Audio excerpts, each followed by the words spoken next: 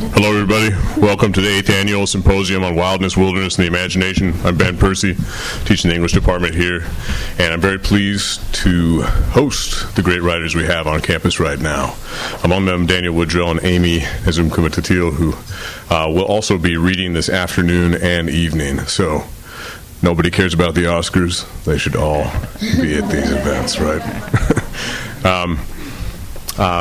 Our all-star grad student, Jen DuBois, is going to be moderating this panel. If you could all silence your cell phones, please, and start sketching down some questions for the Q&A that will follow the moderated discussion that will take place now. Thanks a lot. Hey everybody, thanks for coming. Like Ben said, thanks for the introduction, Ben. My name's Jen.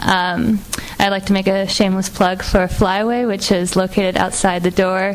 Please check out our we have subscriptions, I hope, and back issues, and hats as well. We should. So check that out. I also encourage you to attend as many events as you can today. Both Amy and Daniel will be reading later today at 4 and 7, respectively, in, I believe, this room and then the Sun Room. So double check the schedule, but those should definitely be worth checking out. So our first event is titled Writing from the Margins, a conversation with Daniel Woodrell and Amy Ezumkomatatil. Since our theme, of course, is outliers, we'll be talking about the process, challenges, and rewards of writing about experiences that occur in the fringe and outlier regions of the imagination. So I'd like to introduce our guests briefly. Daniel Woodrell comes to us from the Missouri Ozarks, not far from where he grew up. He left high school to join the Marines and later got his BA from the University of Kansas and an MFA from the Iowa Writers Workshop just down the road.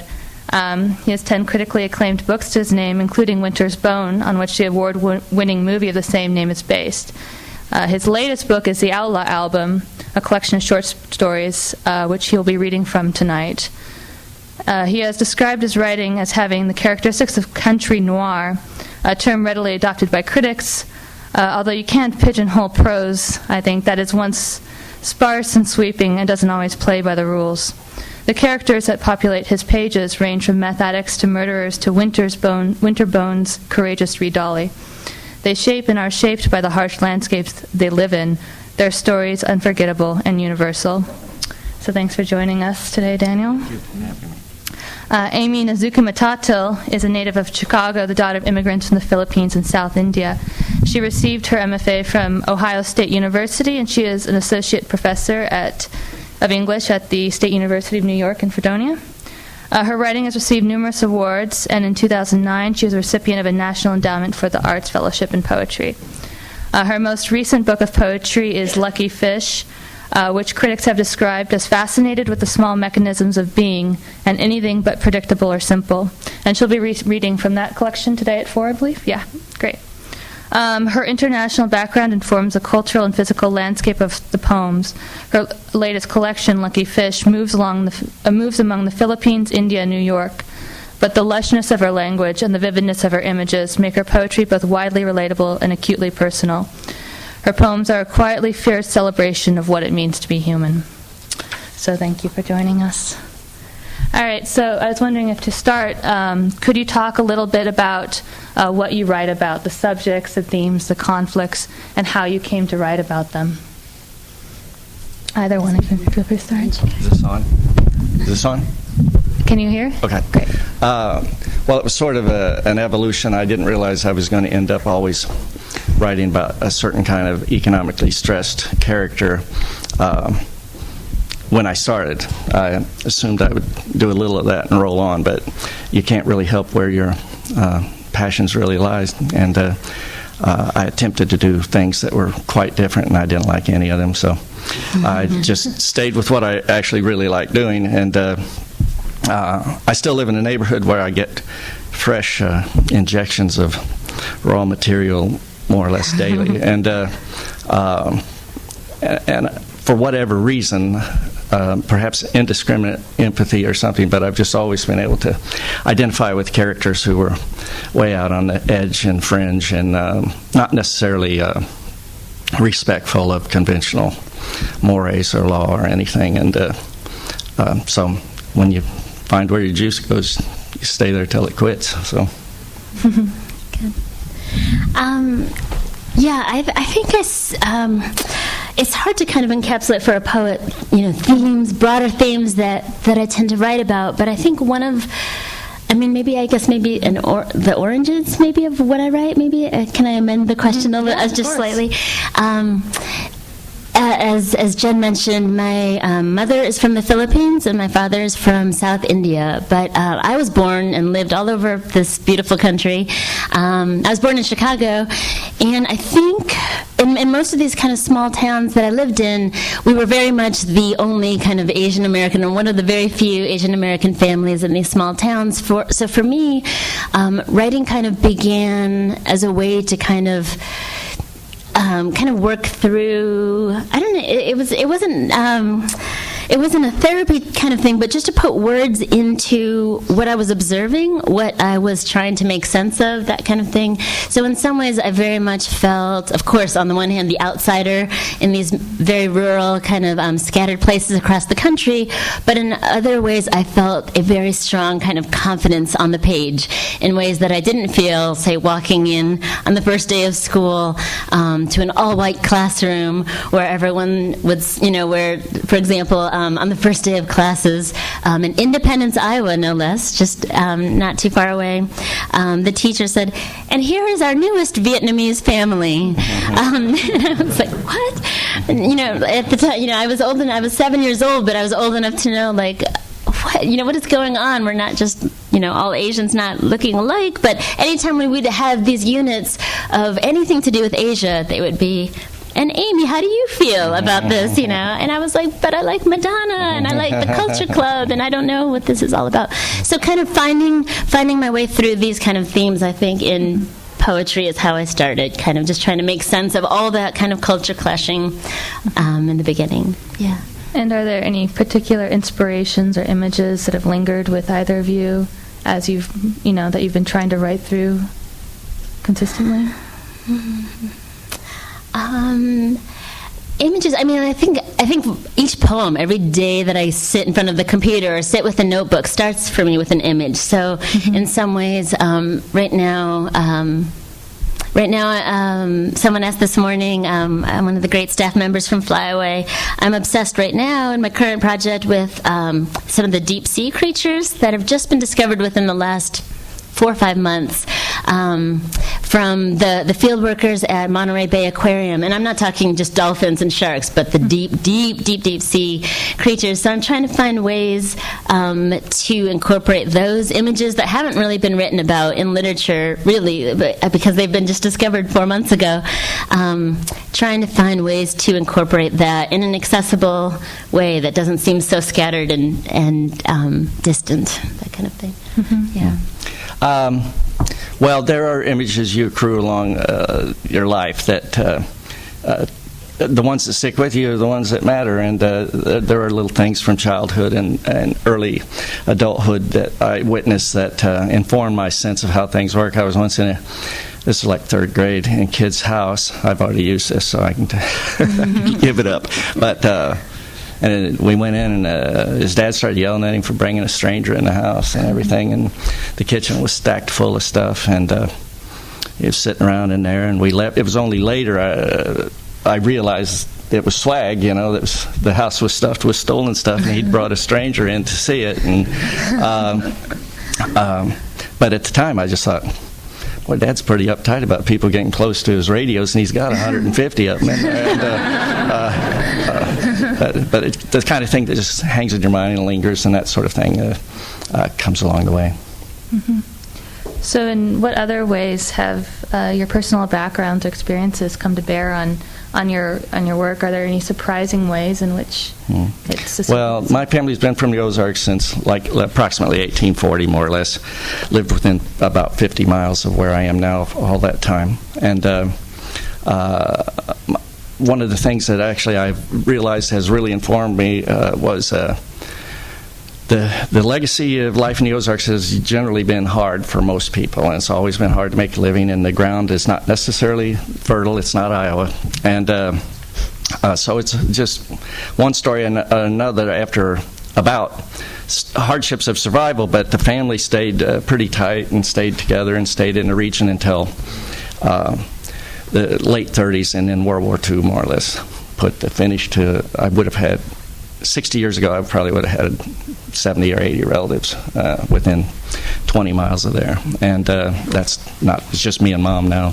So, but those things factor into the mind, and my grandmother was a maid, and she was illiterate and all that, and so that. I always think about the fact that her being a maid gave my dad a chance, and then he got the GI. He went to war and ended up with GI Bill, and that gave my brothers and I a chance. And those stories resonate and kind of inform my sensibilities.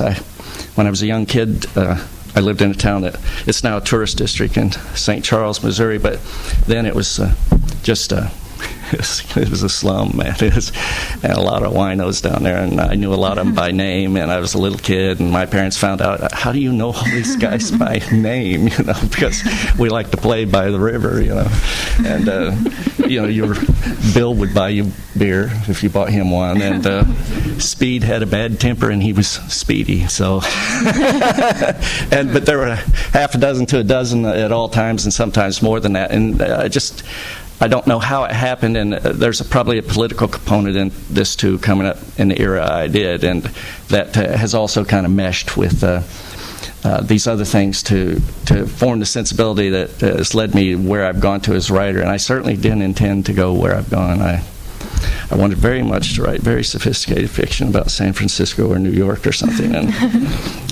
just didn't happen. And that's a good thing. As far as how background kind of informs my writing a little bit, kind of the actual kind of running joke in the family is, how did I become a writer, given the circumstances in some ways. My parents are both in the medical professions, and so one of the reasons that I mentioned before, why we were going from small town to small town, my mother she's retired now, but she was one of the nation's prominent psychiatrists. Actually, I'm very proud of that. And in a time, this is not that long ago, in the 70s and 60s, there was no such thing as geriatric psychiatry. If you were old, they basically swept you away. And so my mom was on this forefront of a group of psychiatrists who would try to bring geriatric psychiatry to various state mental health hospitals. So on the one hand, I'm so proud of my mom. On the other hand, it made for a kind of a very nomadic lifestyle, and an interesting one in that this small little Asian American family of 4, just me and my sister, would be living on the grounds of various mental health facilities, and after 3 years or after 4 years, we'd have to move again many times, and they did this in Independence. They had to invent a brand new bus stop right in front of the sign that said, "Welcome to the Iowa State Mental Health Hospital." So you can imagine it made all those moving around during my childhood very kind of stressful, and made all the kids say, what is going on here, that kind of thing. And in our home, there was no literature as we know it. There were medical books and science books and medical books and medical books. So that's kind of the stuff that I was reading. I was reading about skin diseases, about geriatric, schizophrenia, that kind of thing, pictures of the brain, and it was so fascinating to me. And I ended up majoring in chemistry in college, and I still very much am so fascinated with science and biology and all of that.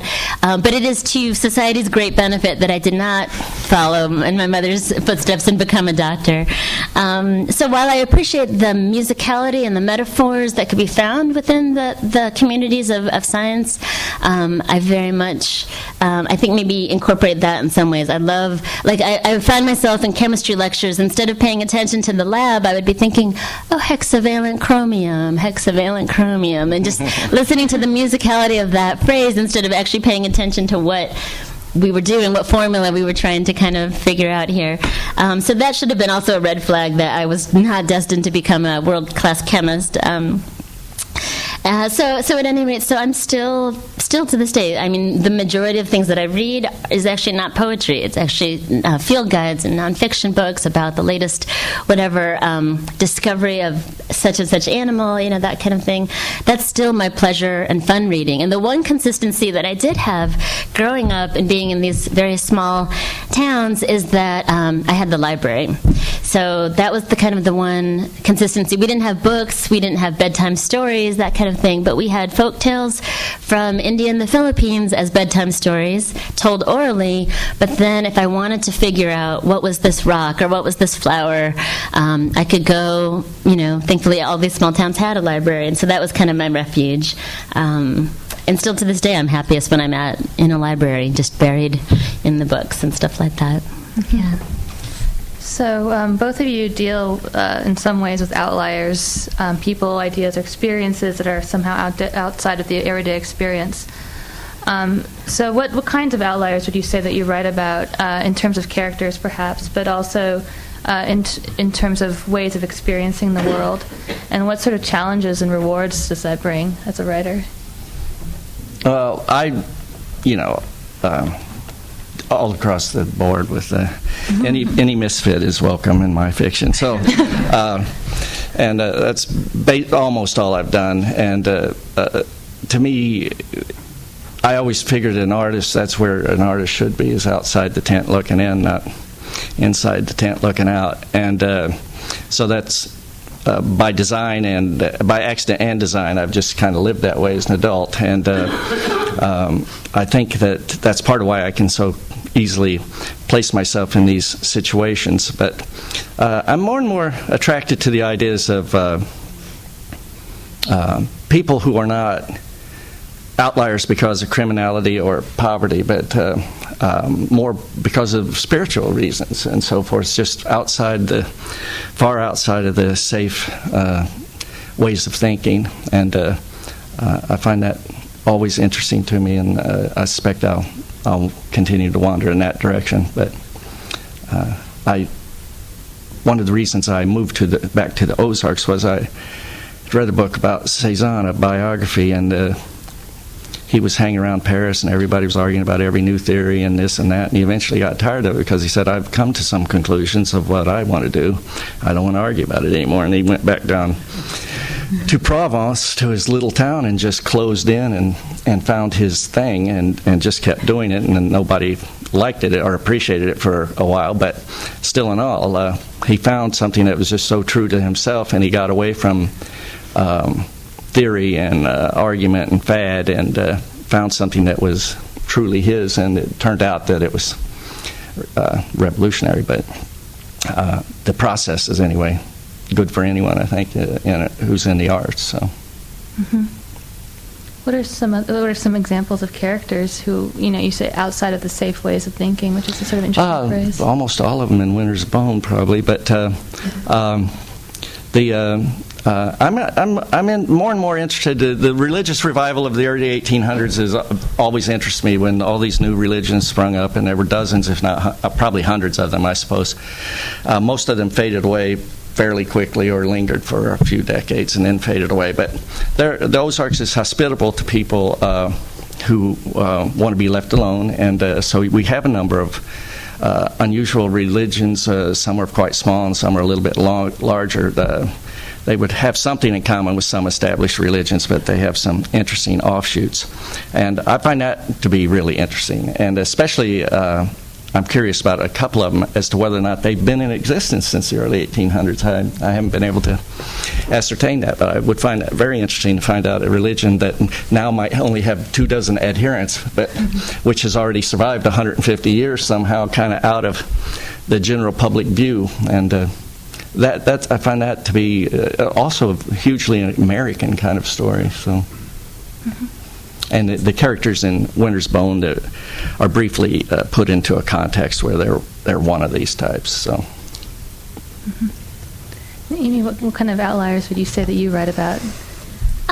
I don't write persona poems that often, but when I do, I find myself writing kind of about misfits and people on the outside, misfits from mythology. Not the heroes and the heroines of mythology, but the ones who kind of got the shaft, like Arachne, getting into these contests with Athena, and she, of course, gets turned into the spider. We never really hear from her anymore, but we always hear praises of Aphrodite and Apollo and all these things. But the ones who kind of had the troubles befallen to them from mythology, I'm always curious to see what happens part two to them in some ways. More recently, though, I guess I never really thought of it this way, but more and more reviews have been coming in about Lucky Fish, and so I was thinking maybe this is rare. I don't know, but I think, I was trying to place when this was going on. In graduate school, it was very much, at least at the time, very much kind of hip or cool to kind of be writing angst-filled poems about kind of the devastation and losses and things like that. And here comes Amy with her happy, cheery, celebratory poem about nature. And it was very, I don't know, that's just kind of what interested me at the time and truthfully still does. So I think there was enough people, and so this is where I feel weird about talking about my own work, that kind of thing. I'd much rather let critics or other people discuss it, but I think just from going from school to school, and I teach, I go do day visits in high schools and things like that. What high school students tell me is that it's very rare for them to see a young female and minority poet kind of talk about the earth and this planet in a celebratory way, not in a doomsday, this world is ending, you must recycle things now, that kind of thing. But to ultimately have that message, but to showcase the good in what's going on right now, not to cover up, the evils of this planet, but to make that radical notion that there is beauty every day. So in some ways, maybe that might be a little bit more of the outliers, to find beauty in things that get overlooked, to find little moments of love and luck and joy, and to celebrate that instead of say, I'm too cool to celebrate beauty or too cool to celebrate joy. The poems that really kind of still, sing to me are poems, when I first started kind of reading nature poetry, it was Mary Oliver, W.S. Merwin, Naomi Shihab Nye. It just left you with a sense of warmth, for lack of, without being too cheesy here, there was this warmth and this sense of celebration and joy that I was not getting anywhere. You open the news or, the newspaper, you turn on the TV and someone's killed a bunch of cats or, someone's killed a grandma. And it's like, I just, that's fine and that's great, but when I have those moments, I mean, no, it's not great to kill a grandma or cat. No. Someone. No killing cats or grandmas. But just when I and now as a mother of two young boys, I think something really did split in my writing. I think I always had this appreciation for nature. I've always loved learning about animals and plants, but there was an urgency to my writing that I never had felt before. And so it sounds cheesy, like, I became a mom and then I wanted to write about nature. No, I always kind of appreciated that. And it could have been for other people. It could have been a death in the family. It could have been a divorce, a move, a changing jobs. But for me, birth was that kind of hinge moment where suddenly it felt like I had to write more than ever, just to kind of get this stuff down, so that if nothing else, they would see it. They're almost my target audience in some ways now. Just at lunch, we were talking about the landscape. I spent my elementary school years in suburban Phoenix, Arizona. That landscape is obliterated now. I just went back to central Arizona a couple years ago. That doesn't exist. I think there's a Target there now, that kind of thing. So, and I don't know from my Sunburst Elementary who went on to become writers. So if I don't write this, I'm not sure who is going to write it, in some ways. And it seems like a big, lofty thing, like I'm doing this, for my sons. But really there's an urgency there that I just, it didn't, and it probably would have happened later. I think that was just the catalyst that made it sooner. that made me feel like I need to kind of get this stuff down sooner rather than later. Yeah. So do you feel a sense of ethical responsibility towards the characters and places that you write about? And how does that manifest itself? Especially, in terms of, writing about people and places that may not be familiar to your audience. Well, I feel to be true to the character and true to the art of the writing, and beyond that, chips fall where they may. I do get attacked once in a while, and I've had to finally come up with just a stock answer to these assaults, which is I don't care. But I do my best to be authentic and real about the people I write about. But on the other hand, I'm not attracted to glasses of water. I want people who hop up and do something. So they will be acting out, but I do think that anything that shines a light on other ways of life, and that's one of the things about the Ozarks is I've met a number of people here already who are familiar with the region. Physically beautiful, and then poverty, and then not poverty, and physically beautiful, and then sometimes the beauty has been ruined by various enterprises, and so it's kind of a pastoral with all kinds of menace in it. But I do still live in a neighborhood where these exact people mill around, as a lot of people know. My wife and I had like a 3-year fight with the meth house next door, and it got ugly at times, but and yet I think I could write about them fairly if I wanted to, and actually I even think I could understand their point of view. I wish they'd point it somewhere else. So in that's the only ethical sense I feel obligated to do, is to be honest as an artist. So. Good. And in terms of ethics in my poetry, I'm the number one. So when I do these little visits to high schools or undergraduate classes, the number one question I get is not nothing about kind of the nature in my poems or poetic form or different poetic techniques. The number one question is, are all the breakups in your poems real? They want to know about ex-boyfriends or something like that. And so it's this question that I don't know if fiction writers get this as much as poets do, but almost every poetry reading I've seen, there's always this wanting to know, did this happen? Did this not happen? That kind of thing with the poet, not just, oh, did this happen? You know what I mean, in real life? But it's always this kind of question of autobiography. So kind of my stock answer, as well, is that I don't feel like I need to reveal like anything in terms of kind of human relationships. I have no obligation to that. To me, this is not, nonfiction, so I can wave my poetic license around and kind of fudge things if I need to. But I will say, though, that anytime I do incorporate a plant or a flower, even the smallest mention of it, it's all thoroughly, thoroughly researched, almost to the point of, like, obsession. It's you would be, I think, frightened to see how much research goes into one mention of a tree, a specific tree.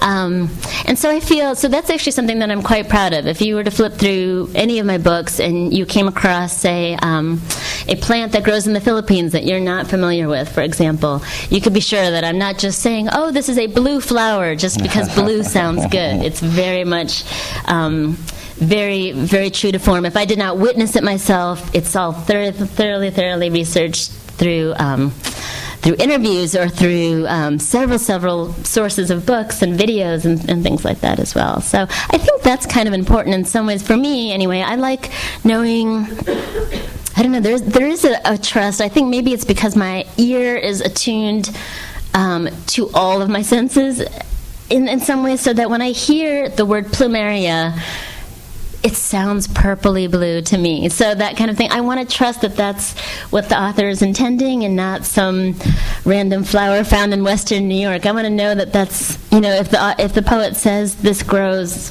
XYZ location, that it did take place there. So I feel, I don't know, that's my own personal bias as well. But with relationships, I think I've mentioned a daughter somewhere before, and I don't have a daughter. I don't feel any obligation to kind of keep true to that. But any mentions of animals have all been thoroughly researched there. Yeah. And also, too, just going with what I said earlier, if my poems hopefully one day will be some sort of record, if for nobody else but my sons, I want them to see kind of what I saw as well in some ways, not just, oh, this is the weirdo imagination of my weirdo mama, that kind of thing.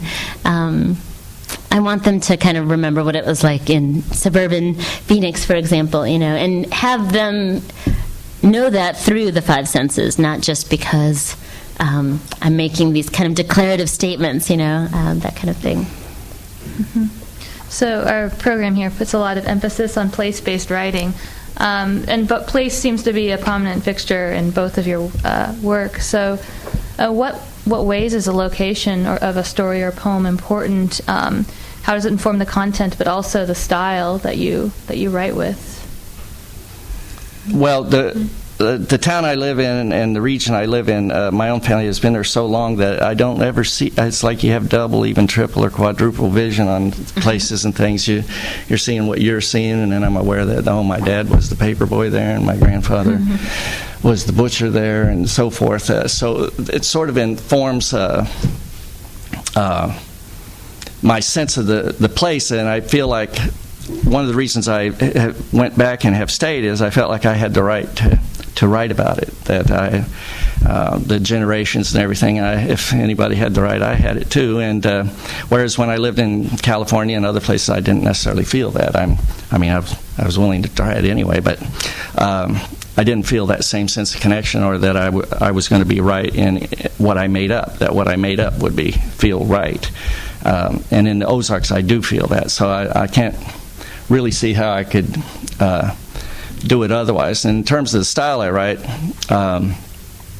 there's certain. I've always liked a lot of Irish writers, but I also like a lot of Southern writers, and I'm really a huge fan of Tilly Olsen, and who doesn't have a huge body of work to read, but what she did leave is really quite. I really love it. Even her partially finished novel from the 30s. So I'm always looking for lyric voices. James Agee is another huge hero of mine, and dangerous to imitate. I love Dylan Thomas too. I just like the language to jump up, and so many rural people do use language in interesting ways. It may be with a limited vocabulary, but there are interesting words. That's disappearing more and more as everybody has a satellite dish and everything now. So. The accents are disappearing, and everything else is getting kind of flattened out. But I love that, and I feel every right to go into the OED and look for ancient and obscure words and act like somebody still uses them, and because it gives them music to the sentences. And if they have to go look up a word, that's shouldn't be a problem. And so, in that sense. I kind of slowly arrived at my prose style, such as it is. So, I think maybe within my last two collections, I've kind of shunned away from formal poetry for a while. But within the last two, I've kind of was more drawn to it. I was drawn to the obsessive. Form of the repetition of a sestina, the nice kind of taut repetition, and the short kind of shorter lines, but again the quick kind of song of the villanelle. The form that I fell in love with the most, actually, and I'm still kind of working my way through it, is the haibun. I don't know if anybody here has tried the haibun before. If you haven't, the poet writers here, actually any writer in here as well, I only fairly recently discovered it, although it's an ancient Japanese form. And what it is on the page, it's a block of prose. So it's a prose poem, so it looks like one kind of nice little rectangle of a paragraph, and then it ends with a whisper. It's like a PS of a haiku. So on the page, what I loved about that is that, especially if you have a bunch of them, they look like little flags. It's a nice little block, then a small little base for it to stand on, and then just page after page of these flags. What I love about the haibun, it was originally originally kind of created by Basho when he was traveling to the various landscapes of Japan. And so, but he also was very kind of snooty about not including himself. He didn't want other people to kind of put the I in there, the first person. And I know that's a tendency that I have. So I love this form because it forces you to not write in first person point of view, but just to really focus this kind of Boolean cube, if you will, of sensory detail about specific landscapes, all concentrated in this prose poem. And then just when you think the reader can't even take it anymore because it's so overwhelming with sensory detail, there's a psst, here's a quiet haiku at the end. That's just, I love that. That's if you haven't read enough Haibun, go home tonight, forget the Oscars, and look up that form. Those of you who are stuck with writer's block, it's what I tell when I teach fiction as well as poetry. It just jumpstarts your writing about landscape because it forces you to really kind of take this concentrated look on anything from a Walmart to an unexplored mountain, you know, that kind of thing. So anyway, Haibun is my favorite form right now. So what sort of risks do you take as writers, or have you taken, or have other people accused you of taking? And how have those been rewarding or horrible mistakes even? Well, when I was starting writing, my professor, who was really good to me, I learned most of the things I learned about writing that I was actually taught by someone were taught by this one man at the University of Kansas. And he took me aside when I found out I'd gotten into Iowa by fluke. It was the only place I sent an application to, and somehow I got in. And he said, "You're going to have a hard time because you write about the working class and you write about it straight." And I was very much at that time under the influence of closer to James T. Farrell and that kind of sound, Dreiserian and that sort of thing. I hadn't realized yet it wasn't really me, but and he said that you're going to have a hard time getting anywhere doing this at that time in his estimation. And I started thinking that I need to be open to merging things from various fields of interest of mine. I always loved crime fiction. I particularly like the top of the line guys, or the top of the line guys to me are, you know, Chandler and Hammett and Horace McCoy and Kane, and I love Depression era literature, Tom Cromer and Algren and all those guys. So I began to realize I was going to have to technically experiment with things in order to make it work. And when I wrote my first books, people complained because it was too lyric, and the sentences had too many clauses and all the rest of it. And so I was alarmed about going forward with this, although I did anyway, but because you don't really have any choice once you're in it that deep. But it's the evolution of how you arrive at where you arrive at. There's a lot of just happenstance and luck involved, really. The right nudge at the right time, even if they are intending to nudge you out of the field, sometimes that's what you need. Is I came out of the writer's workshop, I couldn't even get letters of recommendation, and so I said, well, I think I know how my academic career is going to go. So that was actually the right thing for me, to go off and carry all your own water. And so I realized that there was a kind of fiction that utilized what I wanted to say about the working class, but also had a little bit of musical reach to it. And that developed, although it was not strongly encouraged by anyone at the time. Mm-hmm. That's so wild to me that someone would even say, don't write about, what you're writing about. And oh my goodness, thank goodness you didn't listen to that. And I'm always so suspicious whenever somebody says, don't write about X, Y, Z. I mean, I guess that's just not how I operate in the classroom. If anything, that makes me more that makes me more aligned with, like, that's exactly what you should be writing about, instead of just saying don't write about that. So kind of just on a similar vein, I was told, like, actually while I was still pregnant with my first child, don't write any pregnancy poems. The world does not need another motherhood poem. We don't need to know how you feel right now, that kind of thing. And honestly, truthfully, I think back to when I was in grad school, I'd kind of roll my eyes if someone said, oh, they're working on a motherhood poem, that kind of thing. But, fairly recently, as I was putting together my most recent manuscript, I got a letter back from a very, very trusted trusted female editor who sent it back with a very heartfelt note, had the best of intentions, but it said, Amy, you don't write about motherhood for the next 10 years. And this is just on the cusp. I had a 2-year-old at home at the time.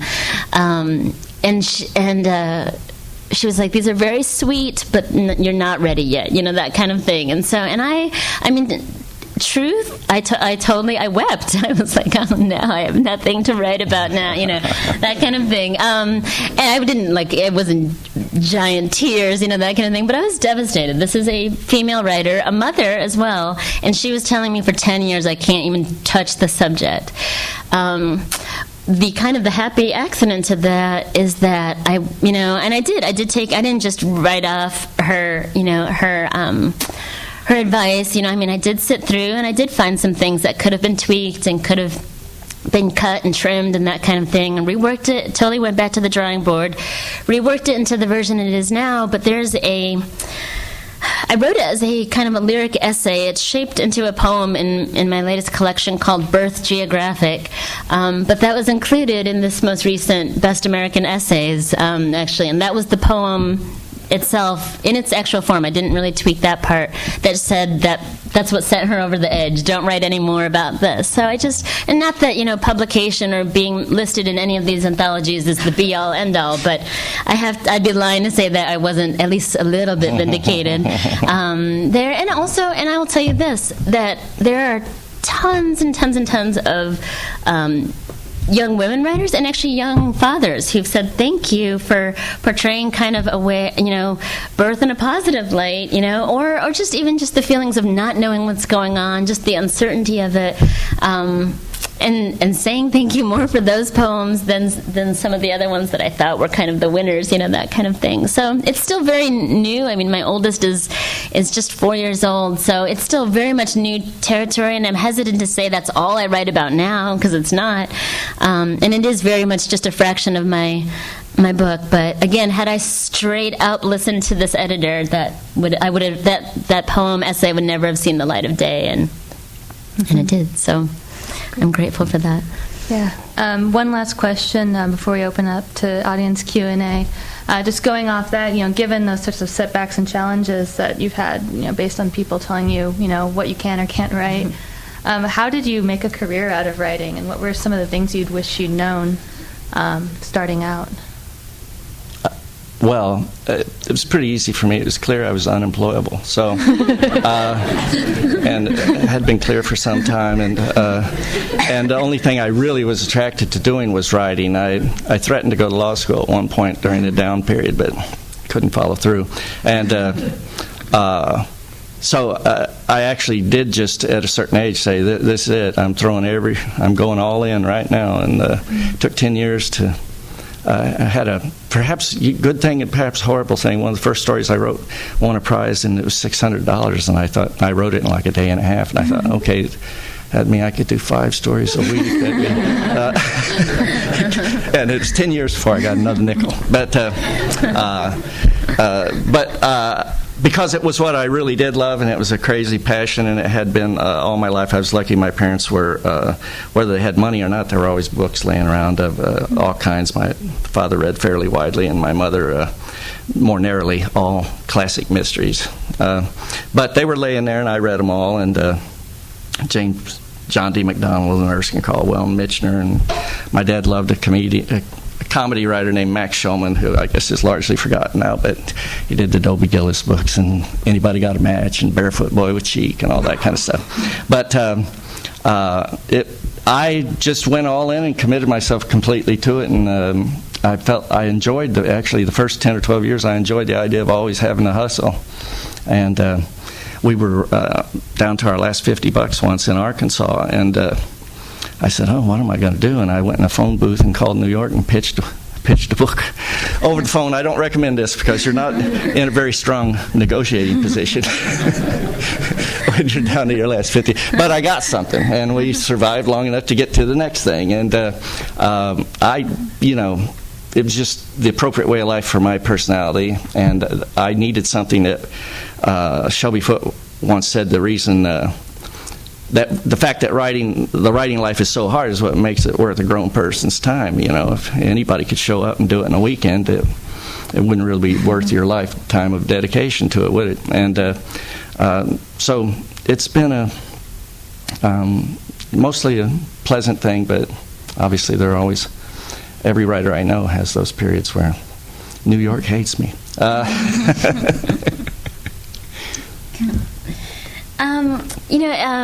Career for a poet seems like kind of an oxymoron in some ways, but I don't think of when I think of career, I think of teaching, not poetry. Although they're so intertwined for me. On my best days of writing, I can't wait to go into the classroom and just be energized to teach. On my best days of teaching, I cannot wait to go home and write.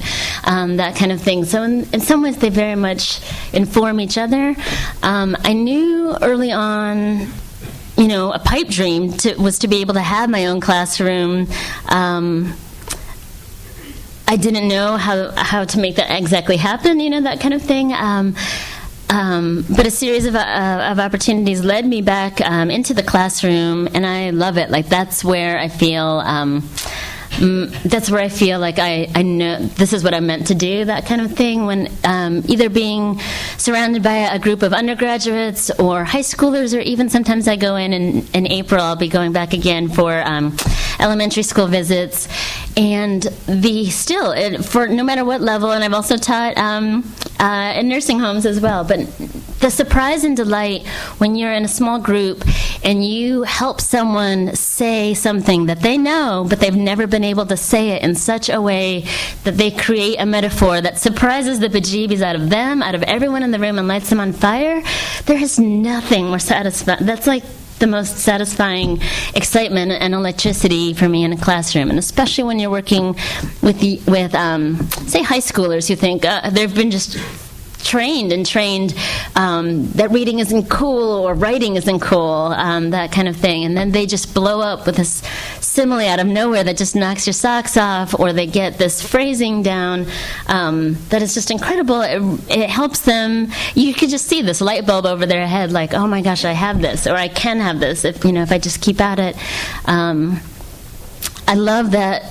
The majority of my students, I don't teach in an MFA program, so the majority of my students are students who are taking like an arts credit. At least they start off thinking, I'm going to take a creative writing class, easy A, that kind of thing. They're coming from business, they're coming from engineering, that kind of thing.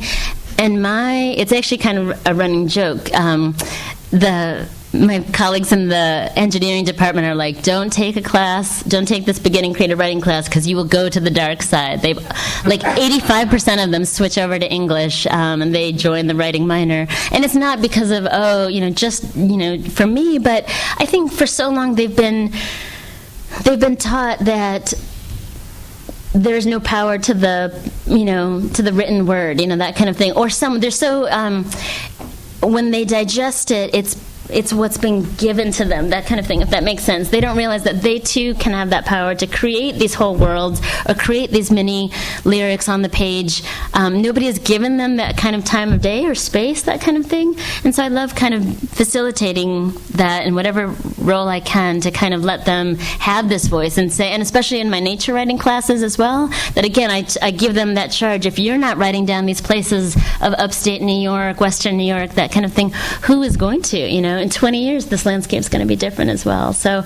in some ways, that's the part that that's what I consider my career, is kind of helping give voice to people who don't realize that their voices have been missing and are so desperately needed at this time, that kind of thing. Great. So. Thank you very much.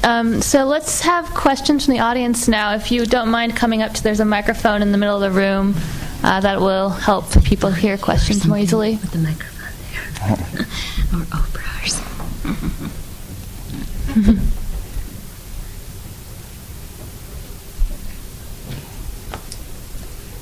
Hello, thank you for that wonderful talk. And I was wondering if there's a student in the audience who wants to write and publish. Should that student go to a writer's workshop in a college? Why can't the student just write? And like so many American writers, like Emily Dickinson in her room, or Wallace Stevens selling insurance and writing, or Mhm. Mark Twain, captaining a boat. Why do you have to go to school, to a college, to a university program, and learn to write there? You don't have to, and I know a number of writers who are surviving to certain degrees who have not been to college at all. But what I think the workshop or MFA program provides is really your interaction with fellow students who will turn you on to books you might not have stumbled on your own and that kind of thing. The best part of the MFA to me was the conversation with students, which could go on all night, and someone would have read, I don't know, James Salter or something, who I maybe hadn't read, and you would go give that a try, and other things would come up, and that's what I think you get out of it, mostly because it requires self-motivation, and so you can do a lot of that on your own, but there are certain blind spots that being in that milieu for a couple of years might really help you with. I was just going to a quick just to add to that. I was going to say in my MFA program.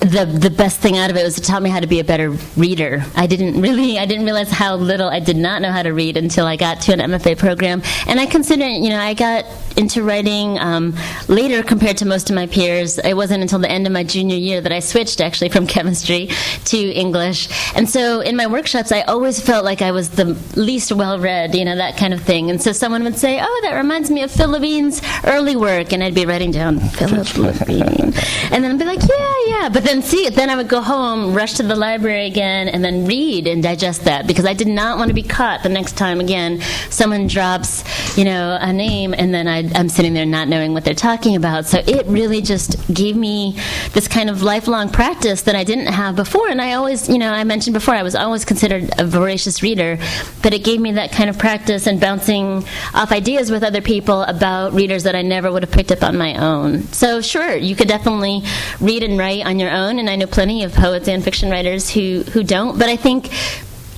too there's a benefit. I mean, I'm also a professor, so I obviously believe in that writing can be taught. I also believe that there's a benefit of doing kind of writing exercises where you practice writing a character sketch, or you practice writing, an opening stanza, that kind of thing, and get immediate feedback from a group. You could certainly figure that out on your own, but I think it would take a little bit longer, I think. Yeah. Other questions? Please come up to the microphone. Or just shout out if you don't want to make the long walk. You can feel free to shout. The use of an agent. So the use of an agent, yeah. A good one's worth everything they get, and a bad one ain't worth spit. So, it really is that way. I really rely on my agent that I have now, but it would be. I don't care for an agent who tells me what to do, which direction to go and that kind of thing. Some people might benefit from that, but I had one of those, and I wasn't benefiting from it. And so I really do. They're definitely worth it if they're a good one and they're in tune with what you're into. Then it's all good. But I don't deal with it. I have a booking agent, but I don't deal with at this point. I send my manuscript. I have a great editor, that kind of thing. And most poets I know work this way, where they send their manuscript out, or they have an editor or two that they're kind of close with, that they could submit their manuscript for consideration. But for most poets, the word agent is this whole other kind of dreamy concept. So yeah, just keeping it real. Well, in so many ways, the agent is the first gatekeeper you have to get past, and especially with novels. And Sure. It's almost like it's the first of the several challenges they set for you on your journey. Find an agent who will answer your letter, and so forth. Yes. Daniel, how do you think being in the Corps affected your writing? It was a crash course in humanity. In the days I was in, we all lived in one big open barracks. There were no walls or anything. And it's just like every old Hollywood movie. There was every kind of guy in there that the nation has within it. And so I was really too young to be there. I went in the week I turned 17. That's a little too young, really. Thankfully, I became more or less a mascot for a while, and which was helpful to me. But I really got a crash course, and it was full of Vietnam veterans at the time. The war was still going, and I always tell my wife, to me, it was like hanging out with pirates. Sitting around in the breezeway drinking beer with all these guys talking about, Tam Key and whatnot, and it really was a crash course in many things, as well as the values of not obeying authority and the dangers of not obeying authority. So, All right, well, let's make this the last question. Okay, thanks. Yeah, I know the pressure's on. I was wondering, this is going back to one of the first questions that Jen asked, but it sounded like, in my mind I started making this division between you two, where Daniel, you seem to be talking about really, digging into the place that you know very deeply, and Amy, you mentioned gathering these distant fragments in a way and sort of tying them together into something new.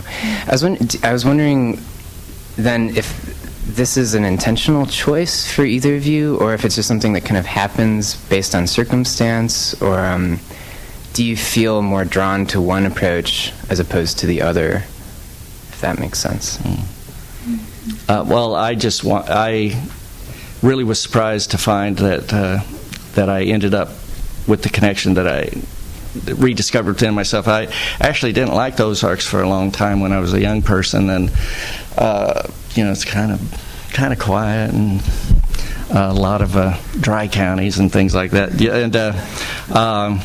and no bright lights, and so I didn't think I would ever feel the attachment to it that my older ones had. But when I went back as an adult, I did feel it, and so it, as I alluded to earlier, I felt I authentically knew the world here well enough that if I was guessing at something, it was probably a good guess. And I hadn't really felt that in other places. I lived in Kansas for a number of years, and I did feel pretty well grounded in Kansas, but not to the same depth, because I just didn't have the same kind of legacy feeling that I have where I am now. That's actually a terrific question. I'm not sure. Yeah, who's listening? I know. That's always dangerous. And I don't know if that's an intentional thing. It was actually, I was kind of in my mind thinking, did I do this intentionally? But I think traveling around as much as I have, it's kind of the only way I know how to write, in some ways, to make sense of kind of, and also to kind of bring worlds that I know probably, not only my friends, but some people have never, traveled to. Very rare and hardly seen pineapple plantation of my grandmother, for example, in southwestern Kerala, India.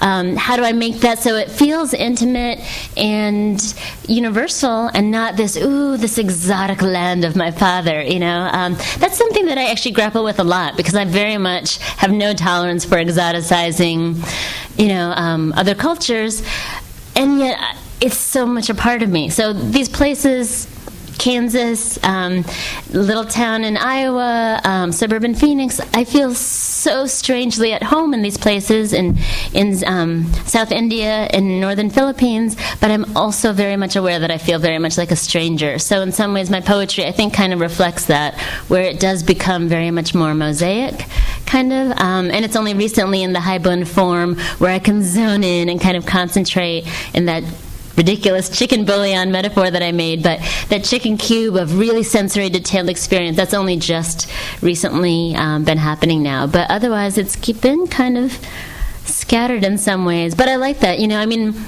those universal themes of death, love, sadness, those are all great, but it's kind of like that original thing what someone said, like, does the world need another death poem? Or, I think they do, but I'm trying to find ways on how to make it new. So for me, it's finding those unexpected metaphors, finding the unexpected descriptions from nature, to bring those kind of universal themes, in a new way, that kind of thing. Great question. Amy, Daniel, thank you very much. Thank you.